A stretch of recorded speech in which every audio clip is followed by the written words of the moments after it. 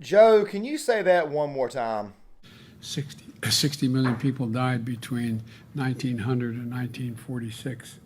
And since then, we established a liberal world order, and that hadn't happened in a long while. A lot of people dying, but nowhere near the chaos. And now is a time when things are shifting. There's going to be a new world order out there, and we've got to lead it. We've got to unite the rest of the free world and Yes, Joe Biden did in fact say that. What's up, guys? John Claymore here, and we got to talk about this because there's a lot of very, very bad takes out there. Now, guys, I don't normally do Bible prophecy on this channel, which of course I do understand prophecy very, very well, and I can teach you some very, very basic things. And of course, I can always leave you guys links to actually follow. Now, guys, really quick, on this topic right here, a lot of people are saying it's a conspiracy theory, et cetera, et cetera, et cetera. I'm not going to actually entertain that with you. I'm just going to entertain what I believe. Now, the reason why I'm talking about this, and by the way, there'll be a second video on this topic on my second channel, Short Time of Prepping, where I'll actually discuss what Agenda 21 really and truly was and what is Agenda 2030. It's not going to be that long a video, mostly an introductory video, but I'm going to give you the very, very bare bones facts. And of course, I'm probably going to bring this issue up again, especially to kind of drive home the point of that video on the second channel. But I want to talk a little bit about this, and I want to go ahead and kind of like calm everybody's nerves. Anybody who's out there who thinks that the United States is this evil, evil country that's leading a cabal of actual elites that are trying to take over this world, I want to go ahead and let you know right now, it's not the country. It's the leadership. You see, we have very, very bad leaders in this country. We have very, very scummy ones. We have very, very dirty ones on both sides of the aisle, Republican and Democrat. It took me I'd say about 2 years to finally figure out that Dan Crenshaw was an absolute neocon. Once I figured out that he was the main one pushing the TAPS Act, of course, the red flag laws, which is why we call him Red Flag Dan. I had a bit of a red pilling moment on him. Now, I've always been to the right on most issues, okay? But at the same time, at some point in time, you got to learn that there are certain people in your own party that are not worth a damn as well. One of them, of course, is Lindsey Graham, who, by the way, decided to have a bit of a freak out today during the Supreme Court justice nomination process, or I guess you'd say the actual hearings, the interviews for the new Supreme Court justice that's out there right now. And of course, he had a freak out like he did with Brett Kavanaugh. Of course, me, knowing what I know now, I know that there's nothing more than performative art, okay? Nothing more than performative crap, okay? Don't be surprised if by some odd chance we get more controversy outside the Supreme Court hearing with her. I'm just giving you this as an example.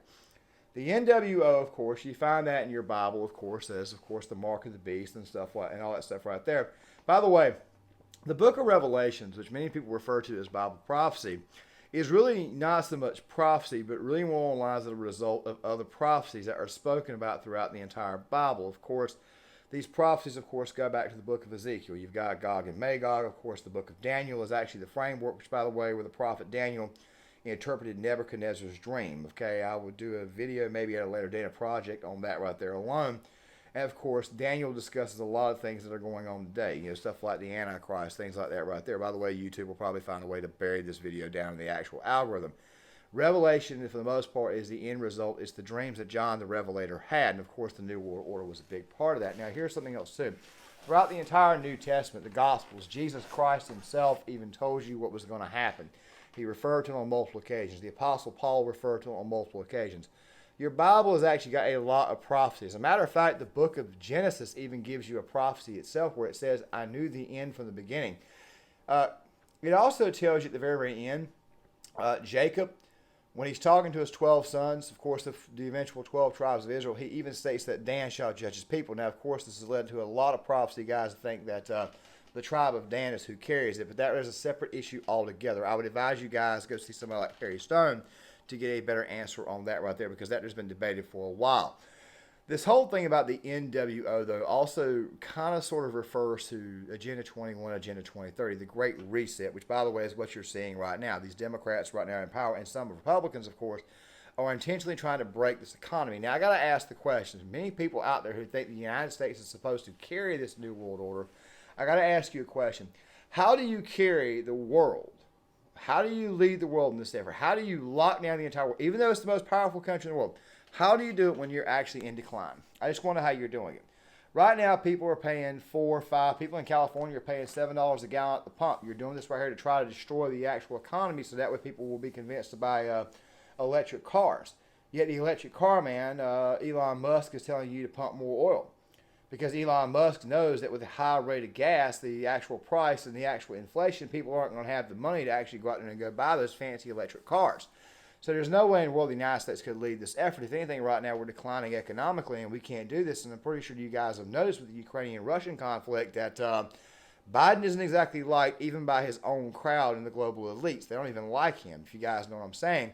They really and truly, they think he's very, very much, he's not what we call dependable. As a matter of fact, I saw videos today on the Belarusian border that you've got Belarusian and Russian troops right now looking to go into Poland. Maybe it's a giant feint for a bigger operation. I think this entire thing is a feint for a bigger operation, and people are out there saying that Russia's trying to put an end to it. But I kind of sort of tend to agree with Sticks Hexenhammer.